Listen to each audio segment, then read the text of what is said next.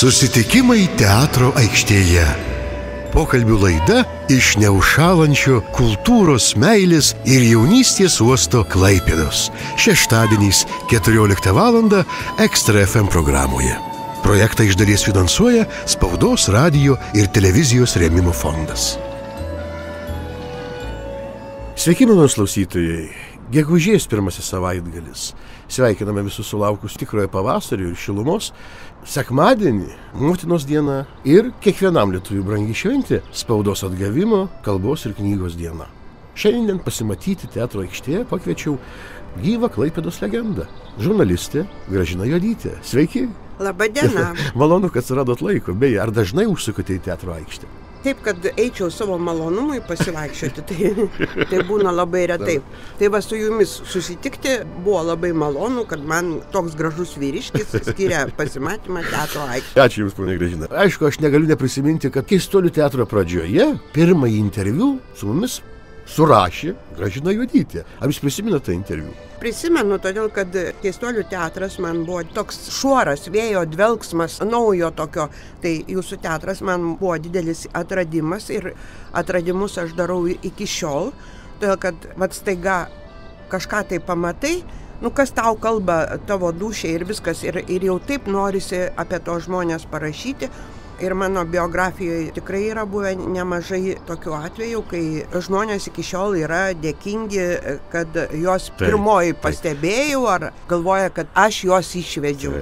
Jos išvedė talentai, sugebėjimai ir žinoma, tai yra labai malonu, kad tu buvai tas. Bet tik tai istorijoje tai lieka nutylėta ir nebūtina ten garsintis.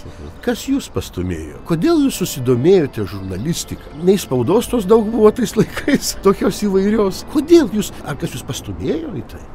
Aš turėjau nuostabę šviesaus atminimo mokytoją Teresę Maksimavičienę. Nuostabę auklėtoją ir buvo tos klasės valandėlės vadinamos. Ir kuom kas nori būti.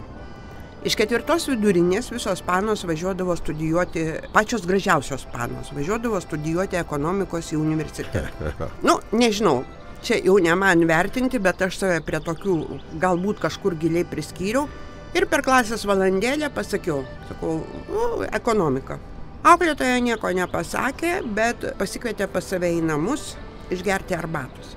Mane nustebino, o gyveno ten, kur buvo telefonas, telegrafas ir gana didelis erdvus butas ir pilnas prigrūstas knygų. Man tai padarė milžinišką įspūdį. Ir geriam arbatą, algom kažkokias purgas jos iškeptas ir sako, Gražina, ekonomika yra ne tau. Sako, tau reikėtų studijuoti lietuvių kalbą. Bet tu neturi kantrybės. Ten bus, lotynų kalba, ten bus latvių kalba, ten bus dar kažkokie dalykai ir viskas. Su tavo charakteriu geriausia žurnalistika. Ir pasėjo grūdą. Ir kai aš baigiau vidurinę, mano draugė, viena geriausių draugių, važiavo stoti į dantų technikus į Kauną. Ir aš išrūkau su ją į tuos dantų technikus. Irgi stoti, bet pats žinot, kas tai yra medicinos institutas, kas tas yra dantų technikai. Ten matyt ėjo didžiuliai kyšiai ir viskas, ir iš tų disciplinų, kur aš turėjau 5, aš ten ar 3, kažkaip tai sumeškeriau. Ir grįžtu namo labai patenkinta ir mama sako, įstojai. Aš sakau, ne, ir labai patenkinta. Ir nuėjau dirbti į ryto spaustuvę, nes tada stojant į žurnalistiką reikėjo turėti darbo stažą. Ir aš 3 metus atidirbau toj ryto spaustuvę ir paskui įstojau ir nuo to ir prasidėjo. Kelintais metais Jūs įstojote? 67. Prieš 50 metų. Net užmiršau tokį jubiliejų. Jubiliejus? Siaubas! Su kuo ir sveikiname labai. Bet žiūrėkite, Jūs klaipėdietė ir pabaigusi negrįžote iš karto į Klaipėdą. Kodėl? Išvažiavot į Joniškį, man regis? Jo, čia irgi labai didelė istorija yra ir viskas, mūsų kurse visi dėjo visokias tekėjo, apsimetė nešiom ten ir viskas, kad likti Vilnių. O aš galvoju, išvažiuosiu į Joniškį ir įrodysiu, kad provincijoje irgi galima dirbti, nors pagal pažymus aš turėjau teisę ten pasirinkti. Tiesa, manęs buvo pareikalavusi tiesa. Tiesa. O aš į tiesą buvau pasikvietusi kursioką. Mes ten dalinomės darbu, tas techninis darbas, jisai ten prie atsakingo sekretoriaus, aš prie teletaipo barškinaus ir viskas. Tuometinis redaktorius Zimanas, ant kurio ten visaip yra kalbama, bet jisai darydavo labai gerą dalyką ir aš galvoju, kad žurnalistas turi praeiti visas pakopas, pradedant kurjerių, kurių dabar nebėra ir jų nebereikia, nes yra visai kitos technologijos ir viskas, o pas Zimaną buvo pradedi nuo kurjerio ir paskui, reiškia, aukštyn, ten. Aš ten barškinusi prie to teletaipo, reikia dar paaiškinti, kas tai yra. Žodžiu, eina popieriai, tarkim, iš Eltos agentūros, eina popieriai ten, Brežnevo kalbos, ten dar kažkas ir susigaudyti kilometruose tų dalykų. O aš jau buvau padirbėjus dar Eltoj ir jau tą sistemą žinojau ir labai, lengvai atsirinkdavau. Ir išeidavau ir į paskaitas, ten būdavo kokie 3 kilometrai pribarškėję tų tekstų ir visa kita, bet aš to jau pats susigaudydavau, sudėliodavau ir viskas. Ir paskui dar ten atsakingas sekretorius tos tiesos sakydavo, Gražina, tu išėjai, kad pasipylė klaidos, nes paskui duoda pataisymus, irgi greitai susiorientuodavau ir tų klaidų nebūdavo. Žodžiu, čia masė visokių šitokių dalykų. Ir turėjau kaip ir likti toj tiesoj. Bet jau pasikeitė redaktoriai, atėjo Laurinčiukas, o Laurinčiukui mergina tai yra ne žmogus, nes toj vaikai, toj atostogos, toj viskas, jam buvo svarbu vyrai. Ir pasiėmė šitą mano kursioką, o man sako, tu ten gale, kas liks, reiškia. O pagal pažymus aš būčiau galėjus pačioj pradžioje rinktis, kur aš noriu. Liko ten 3 meščiukai, Pasvalys, Joniškis ir nebeatsimenu dar kažkas. Aš galvoju, Joniškis, šalia Ryga, viskas, važiuoju į tą Joniškį. Ir dar buvo labai įdomus toksai momentas, kad tiesoj vis dėlto norėjo dar, kad, sako, tu važiuok bet kokiais būdais, reiškia, juos gazdink ir viskas, kad tavęs neimtų. Aš nusidažiau fioletiniai plaukus. Jau tada? Buvau pasisiūvusi kailinių tokį kostiumą, reiškia, ir atvažiuoju gazdinti Joniškio. Iš traukinio išlipu, visi Joniškio šunys ten loja, viską jau išgazdinau. Ateinu į redakciją, o redaktoriaus pavaduotojas buvo Senbernis. O redaktorius išvažiavęs į kažkokius kursus į partinę mokyklą. Tai aš jau gazdinu šitą jo pavaduotoją. Taip kaip mes ir buvom tiesoje aptarę, atsisėdau ant stalo, užsirūkiau ir sakau, butą duosit, reiškia, kokios čia mano pareigos, koks čia atlyginimas ir viskas. Tas vyrukas į mane toks susižavėjęs žiūri, sako, kaip mes taip seniai laukiam tokių jaunų specialistų. Žodžiu, važiuoju atgal į Vilnių, einu jau pas tą redaktorių į tą partinę mokyklą, bandau jį gazdinti, sako, labai laukiam. Žodžiu, nepavyko išsisukti ir viskas, reiškia. Bet aš ypatingai ir nenorėjau. Jeigu būčiau ypatingai norėjusi, tai irgi galėjau kaip mano viena kursiokė apsimesti nėščią, ten pamatytų pilvą, tai iš karto atleis. Ir mano karjera prasidėjo tame Jonišky. Ir aš buvau visiškai nesubrendusi pajusti to miestelio gyvenimo pulso. Bet to buvo ir tokie laikai.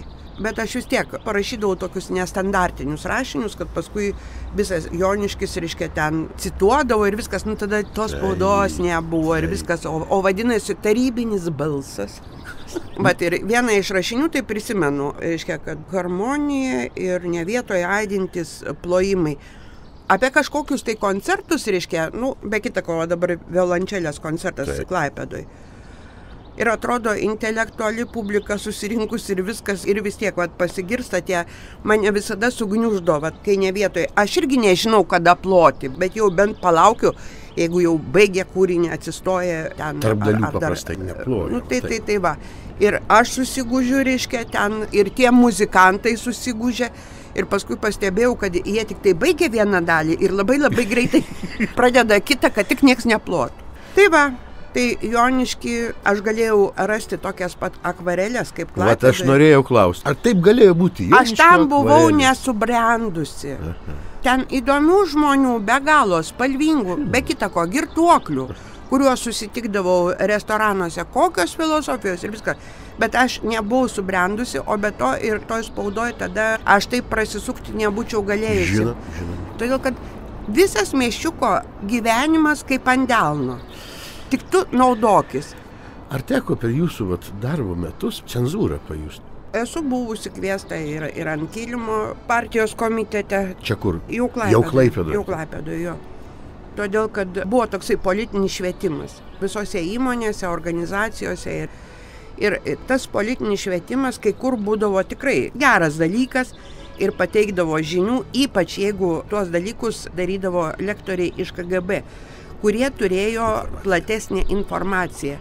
Ir jie pasakydavo labai įdomių dalykų, aišku, iki tam tikros ribos, bet kažką pasakydavo.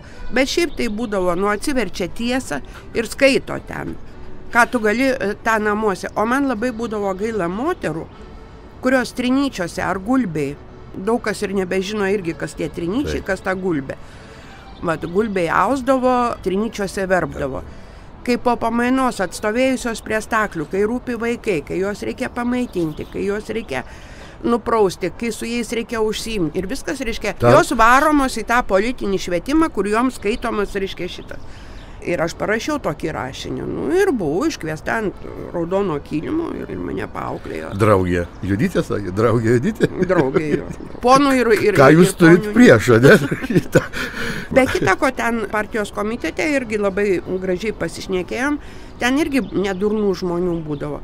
Ir aš sakau, kažkaip ar tas valandas reikia keisti, ar pakelti į tokį lygį tą politinį švietimą, kad iš tikrųjų žmogus atėjęs jau aukodamos savo šeimos laiką ir viskas, kad jisai kažką irgi labai protingai pasišnekėjom, bet sistema nepakito nuo to. Tai iš Joniškio jūs vėlgi dar ne iš karto į Klaipėdą, jūs vėl sugrįžote į svajonių miestą Vilnių, ar ne? Matot, aš buvau kempinė, kuri viską sugeria. Man Joniški buvo nuobodu, todėl kad aš dar neturėjau to supratimo, kaip aš galėčiau prasisukti, kad man ten būtų įdomu. Nes visur reikalinga patirtis. Aš buvau kempinė, kuriai reikėjo teatro, kuriai reikėjo kino, kuriai reikėjo koncertų, kuriai reikėjo va taip. Ir kavinių be kita ko. Aš tokia bohema buvau.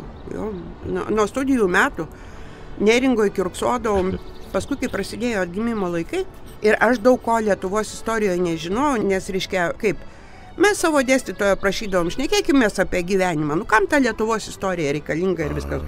Buvo netgi toks momentas. Koks dėstytas be dėstytojo? Kazlauskas, bet ne tas, kurį KGB paskandino. Kitas Kazlauskas, bet tikrai irgi labai šviesus, kadangi jis mumis bandė labai sudominti ir mes per Lietuvą keliavom ir jisai tokius įdomius, bet vėl kas rūpėjo? Bernai rūpėjo, o ne Vytauto paminklas ar Perlojos Respublika. Jo, dėja, kiekvienam amžiui savi, jo. Kai prasidėjo atgimimas, aš galvojau, ką aš praleidau ir taip graužiau save, kad aš kiurksuodavau toj Neringoje. Bet aš viską paskui susisėmiau. Bet ką aš gavau Neringoje, tarkim, iš kalbininko Savukyno, iš grafiko Krasausko, iš skulptoriaus Bogdano ir šitas Gorbulskis ten. Ir ten buvo pilna tos pasiklausimo aparatūros ir daugelis šitą žinojo. Ir šnekėdavo Ezopo kalba, bet vis tiek kažką tai sužinodavai. Po tos Neringos kur nors į kokią nors dailininko studiją nueini, ar ten muzikos pasiklausyti, ar dar kas nors. Paskui mes su kursiokė nuomojom Lazdynuose tokį butą gražiai įrengtą. Labai dažnai hebras parsivilkdavom pas save, kokios ten diskusijos apie literatūrą, apie muziką. Daug kas įsivaizduoja, kad bohema tai jau čia ir paleistuvystė.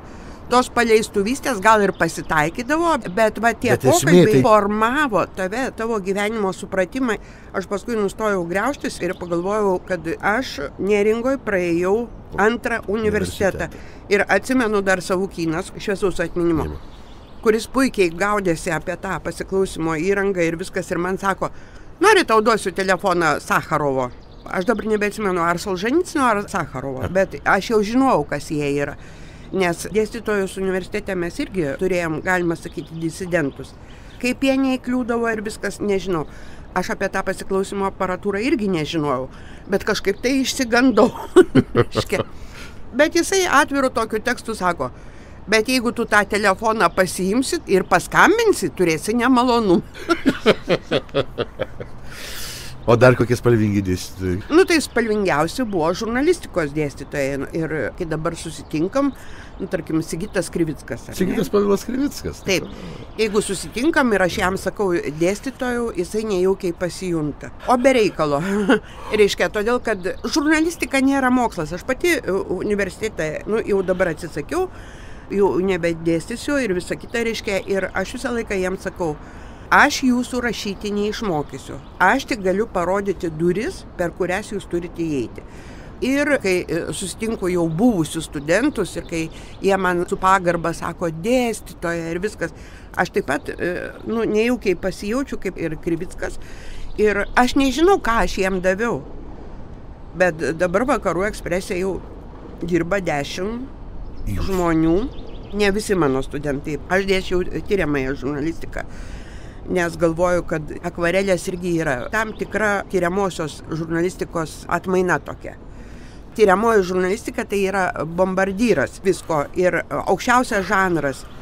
Ir tiriamoji žurnalistika jau Lietuvoje yra nunykusi. O kaip jums kilo sumanymas, beje, pradėti tą pradžių rašinių ciklą? Turbūt apie knygą ar iškart pagalvojate? Ar buvo tokia mintis? Kas davė mintį? Jūs pati tiesiog sugalvojate? Ne, buvo Ekspreso kalėdinė vakaruška ir išeina redaktorius, vienas iš redaktorių, parūkyti, rūko cigarą. Kas čia galėjo būti, reiškia, darydamasis. O aš jau turėjau seniai, reiškia, tokį sumanymą atskleisti epochą per savo klasiokų likimus. Todėl, kad irgi labai įdomių gyvenimų ir visi kaip taisyklė gyveno tame rajone, senamiesty, nes 4 vidurinė ir viskas. Ir paskui, kai tas redaktorius per gamybinį susirinkimą sako, pradedam, reiškia, spausdinti nuotraukas, koks buvo, koks yra ir paaiškinti, reiškia, kas buvo, kas yra. Aš iš karto pasisiūliau šitą dalyką daryti, tik tai istorinę dalį turėjo daryti kita ponė. O aš jau, reiškia, grinai jau tą žmogiškąją pusę, pagal mano pirminį tą sumanymą. Aš jau buvau susirinkus, tai nuo Kalėdų iki balandžio praėjo 4 mėnesiai. Aš gimdžiau, kaip turėtų vadintis Klaipėdos namai, Klaipėdos akvarelės namai ir žmonės ir viskas. Aš jau viską buvau susigalvojus. O šita turinti istorikės išsilavinimą, aprauta ten savivaldybės visokiais reikalais ir viskas, reiškia, vis nepradeda. Tai aš jai pasakiau, neturiu laiko, reiškia. Sakau, gal aš pamėginsiu pati susikrapštyti ir viskas. Ir suma sumarum išėjo taip, kad vienam iš tikrųjų yra geriau daryti, nes, reiškia, ten būtų viena stilistika, mano būtų kita stilistika ir viskas, reiškia, nežinau, kaip mes ten būtumėm sukontaktavusios, bet, reiškia, pirmasis rašinys pasirodė balandžio 23 dieną per mano gimtadienį ir dar turiu daug kam paaiškinti, jeigu kas girdi iš klaipėdiškių ir žino šitą ciklą. Tarkim, prieina prie manęs Petras Šmitas ir sako, kada apie mane parašysi? Aš sakau, Petrai, ar tavo namas, kur tu gyvenai, reiškia, aš senas klaipėdietis. Sakau, ar tavo namas išlikęs, reiškia, kuriame tu gyvenai? Labai daug namų yra sugriautų ir tada tarsi ir nėra preteksto, taip, apie ką kalbėti, o jeigu namas išlikęs, vieną tai esu aprašiusi, kad ir neišlikęs, bet čia jau grinai broliai Kuzmarskiai turėjo nutapytą tą savo namelį, dabartinė Jono gatvė, reiškia, turėjo nutapytą savo namelį, o ten irgi labai įdomi ta šeima buvo, nes labai aktyviai dalyvavo statant Marijos Taikos karalienės bažnyčią, ten lankydavosi šviesuolis dvasininkas Burneikis, turėjęs 11 ten specialybių, kaip mes su Bernardu Aleknavičium paskaičiavom. Žodžiu, čia aš jau pradėčiau akvarelio atpasakojimą. Bet ką noriu paaiškinti, reiškia, kodėl akvarelės? Klaipėda, prie vandens ir ant vandens. Vienas dalykas, reiškia. Ir akvarelė tai yra toks meno kūrinys, kur nėra ryškių kontūrų. Jinai paplaukusi tokia. Tai, kad dažnas žmogus net nežino, reiškia, kai kurių dalykų, nes neišsiklausia laiku, nežino. Ir, reiškia, tą akvarelę tokia išlieji, o joje tokių kontūrų ir nėra. Buvo laiko viską apmastyti ir išgimdyti ir viskas, reiškia, tik tai daug kam iš naujo kyla tas klausimas, kodėl akvarelės? Ir kiekvieną kartą aš lelelė, akva, ant vandens, prie vandens, reiškia, kontūrų nėra. Buvo sėkmės ženklus šitas jūsų projektas, kuris tęsiasi jau... Šiemet buvo 10 metų, nes vajai kiek jubiliejų. 10 metų. Bet ir per tą 10-metį jūs ir Kudirkos premija už tą knygą.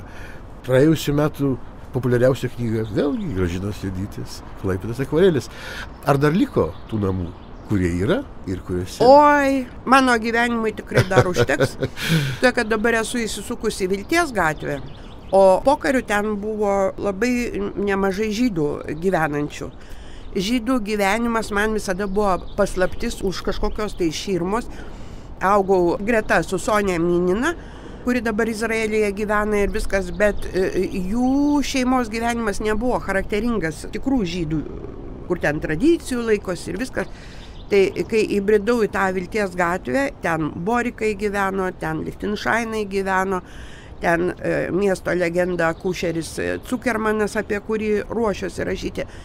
Tai kai bendravau su šviesaus atminimo Arkadijaus Lichtensteino sūnumis ir kai jie pasakojo, kaip jie gyveno ir viskas, šitas Markas vyresnysis yra mano metų ir kai jisai pasakojo, kaip jie gyveno, tai atrodo, kad mes ne kartu Klaipėdoje gyvenom, reiškia, todėl kad visai kiti interesai, todėl kad kitos plokštumos ir su jais bendrauti buvo tikrai labai įdomu ir labai daug ką įdomaus sužinojau ir Vilties gatvėje toliau tęsiu. Dabar buvo įvykęs toksai tarpas, nes aš buvau rašiusi apie Butkų Juzės 3 namą, kuriame Kelmickai gyveno, žymioji Kelmickaitė, bet ten, moteris, kuri šiaip niekom neišsiskyrė, tame name gyveno, bet jinai buvusi daktaro Jono Šliūpo tarnaitė.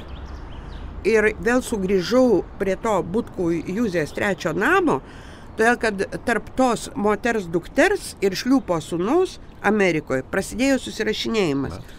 Ir vėl tai yra be galo man pačiai įdomu.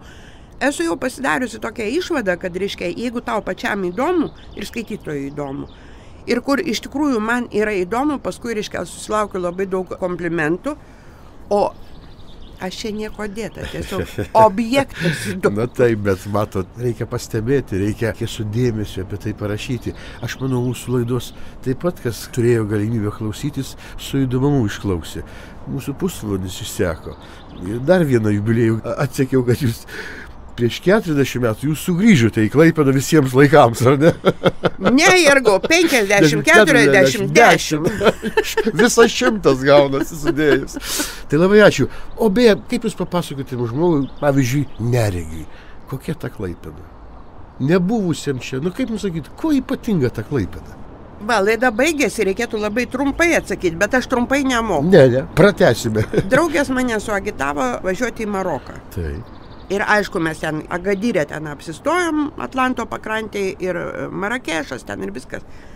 Ir mes nuvažiavom į mažiuką Esaveros miesčiuką, kuris man kažko labai priminė Veneciją, to kad mėlynos valtis, Marokas šiaip oranžinis, toksai geltonai oranžinis.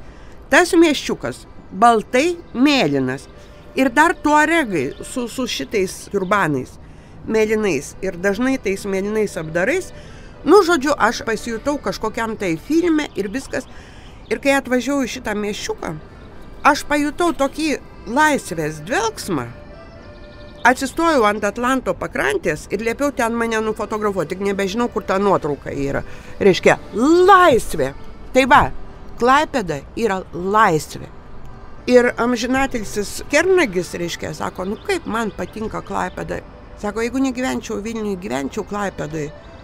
Ir sako, jūs laisvi žmonės. Aš tą atvažiavusi į universitetą irgi labai pajutau. Ten buvo iš kaimų suvažiavę, ten iš miesčiukų buvo suvažiavę, ten buvo Vilniečių, ten buvo Kauniečių ir viskas. Aš tarp jų jutausi laisvas žmogus. Matyt, ta laisvė pareina iš jūros. Tai neregiui pasakyčiau, Klaipėda, laisvė. Jinai beje nematom. Aš galim jūs nufotografuosiu. Mes jūsų Vakarų Eksprese, tai ir papublikuosime. Ką jūs atsakytumėte ministrui pirmininkui, kuris turbūt tikrai seniai nesilankė jūros šventėje? Aš pasipiktinu. Mano bendradarbiai įsirašė tą kalbą ir kai jisai pasakė, kad reiškia per jūros šventės ten girtoklystės pjaunasi, mušasi, Klaipėdietė nuo prigimimo jūros šventės mačiusi ir sovietinės ir dabar, aš nemačiau nei vienų muštynių per jūros šventę. Ir po savo langais, Turgaus gatvėje, kur ten triukšmas, kur ten viskas, aš muštynių per jūros šventę nesu mačiusi. Ir atsiprašau gerbiamo Skvernelio, bet jis tikrai nusišnekėjo. Ačiū Jums labai dar kartelį. Sėkmės darbuose, gražaus pavasario, gražios jūsų Žene šventės, kadangi Klaipėdos žurnalistai... Oi, laukiam, mes ženiukės laukiam. Niekas nežino, kas ta Ženė yra. Na, iššifruokite, kas... Žurnalistai, entuziastai, seniai be šifravų, nebeatsimenu, bet Ženė tai Ne vardas Ženės. Ne Gentvilas. Nors buvę merai apsilanko pas jūs. Apsilanko. Ar jaučiatės ketvirta valdžia?